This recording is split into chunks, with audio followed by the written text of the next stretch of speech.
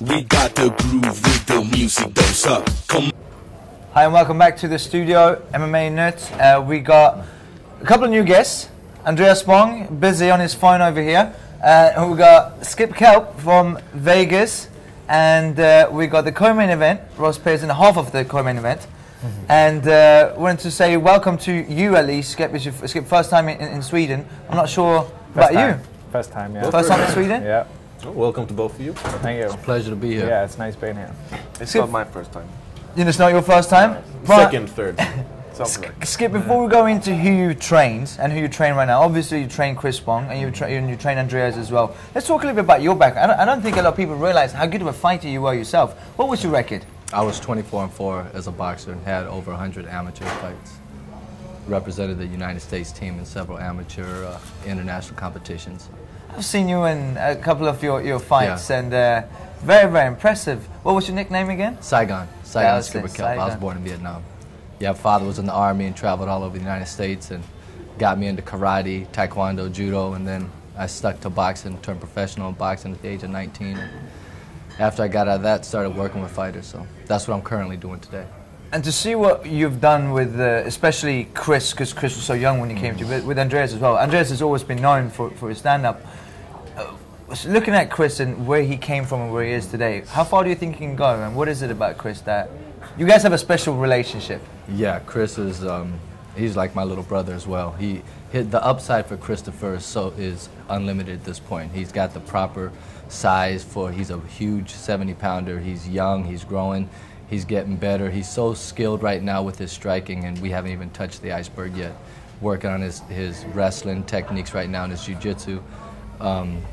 The sky's the limit with him right now. I really believe that his mind is strong, and we just have a great opportunity Saturday to take it to the next level. The striking definitely looked very crisp when he faced Nashan Burrell. He's no matter where he tried to Burrell tried to take the match, it really seemed like Chris was ready. No matter if he was going in for a clinch, if he was standing straight up, he really knew where to. He just has a great knack for striking. His instincts are so natural as a striker, and he's so fluid. He actually has 2 professional boxing matches, and every day in the gym, you know, I train professional boxers as well, and in my gym we have a reputation of really strapping the headgear on and going hard. And Christopher and Andreas. Death match.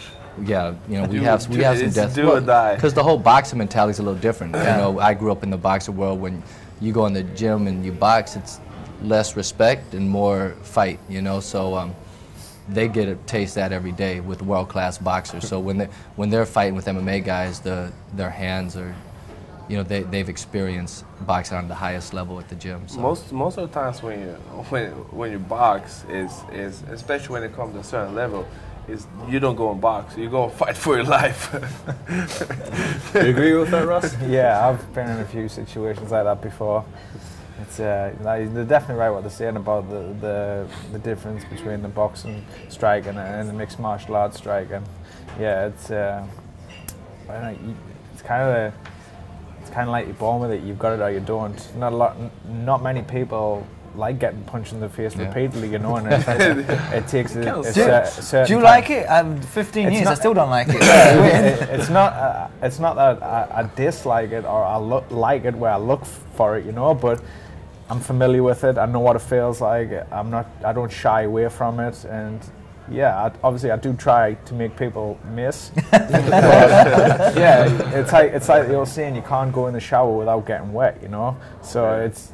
You got to learn to adapt to be able to take a shot, to give a shot. You got to learn what that feeling's like to get punched straight in the face, be a little bit rocked, be a little bit dazed, and know how to fight back from that. And that's all about the progression and learning of the sport and adapting as a fighter as yourself, you know. And adapting as a fighter, you went down and started training at Alliance in San Diego. 1, do you go that hard in sparring down there as well? And 2, what brought you to Alliance? Yeah, I mean the sparring is tough, real tough. I've had Miles Jury, Norman Park, Jeremy Stevens, Justin Lawrence, and Bellator lightweight champ Mike Chandler for my sparring partners.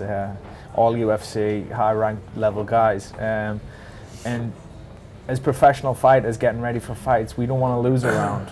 We don't want to have someone else beat us up in a round, you know, so the competition levels is raised to the next roof, you know. It's always tough. You never have an easy round with the guys because you're always trying to impress, you're always trying to improve. You never want to show a weakness to guys in your camp, you know, because they're just going to exploit that and make it worse, you know. So it's always competitive, hard training, and yeah, sometimes you go to war. And another European fighter that's been done in Alliance a lot is obviously Alexander Gustafsson. One, have you seen him since the injury? Have you spoken to him? How do you think he's doing right now? Oh, I'm sure Alex right now is devastated. I haven't spent time with him this camp. Obviously, he's done his camp here in Sweden. So I actually saw him 2 days ago at the hotel, and yeah, he was devastated. I mean, this show was about him, you know. I'm sure his heart's broken, his life's dreams are shattered, you know. But Alex is a good person, a great fighter, and he works hard, and good things come to those who work hard and are good people, you know. He's got the world at his feet. He's still young. It's not the end of the world for Alex. I'm sure he feels like it's the worst thing that's ever happened to him, but you learn from these things, you come back stronger. Life's all about learning from your mistakes and improving and coming back stronger, and I know for a fact Alex will do that. And let's talk about you being the co-main event, the Ultimate Fighter. Continue on with that co-main event in not your home country but in a European country. How does it feel? It's spotlight's kind of on you and Ryan Couture at the moment. Yeah, I mean, obviously coming into this fight, knowing Alex was going to be the main event, and all the attention, all the eyes and all the focus was going to be on Alex, and I was pleased and happy for Alex as a friend and a training partner, and now that's subsided, that's not happening. It kind of feels like the limelight and everything's shone on me a little bit, and I've always came to steal the show, you know. I want the fans to go away and feel like the money what they've spent on the tickets is good money spent, and just to be entertained by coming to see a real good fight. And on your opponent, Ryan, any comments? Any? Yeah, I mean, I'm excited to fight Couture. I'm definitely excited to test my skills against him. He's an up and coming guy. He's coming into the UFC, into this fight, and he's wanting to take everything that I've ever done in the UFC, you know, and I'm not going to let that happen. I'm going to dictate this fight. I'm going to own this fight, and how he handles that and how he reacts, I'll be sharp, I'll be on my game, and I'll be prepared for anything he brings for this fight, and I'm looking to take him out, whether it be the first round, whether it be the third round. I'm just looking to go out there and put on a great performance for the fans, you know. I was wondering one thing, because in your last fight, you fought George started off as there was a lot, you know, the whole Ultimate Fighter build-up, there was a lot of animosity before that fight. Now there's a much more respectful tone. I believe you said you're a fan of Randy Couture as well, since way back, so it's not at all the same level, and I guess we can bounce it off you two as well. We know that it's heated up between Andreas and your opponents before. Once or twice. It happens. But how do you guys prefer to fight your opponents? Do you prefer to fight someone who you have no sort of emotional connection with, or do you like to fight someone who you perhaps don't mind punching in the face a few extra times? Every opponent is an enemy. Try to take my money from me. Ross? I mean, the fight what got me inspired last time, the emotions that leading into the fight got me inspired, made me want to train harder, made me want to punch him harder, made me want to kick him harder. You just made us want to go harder. But yeah, like you said, every opponent's your enemy. Every opponent's trying to take what you want. Every opponent's trying to get where you want to be. And once that cage door closes, the same feelings come straight back to you, know. It's respectful now. I respect Ryan. I have got no bad feelings from him. I'm sure he's a great guy. I'm sure he's prepared to come and take me out, and that's the energy what I'm feeling on him, preparing to take me out and take from what I want. That's the energy that I'm using to get myself riled up, to get myself ready in the fight mood, you know. If I go in there too relaxed, if I go in there thinking I'm too good for this guy, I'm going to get beat, and I know I'm not going to be like that. I've never been like that. Once that cage door closes, I'm there to fight. We will see you on Saturday night, right at Globen, that's behind us actually. We will see Andreas Spång and Skip in the corner of Chris Spång, and we will see Ross inside of the octagon as the co-main event Don't go anywhere.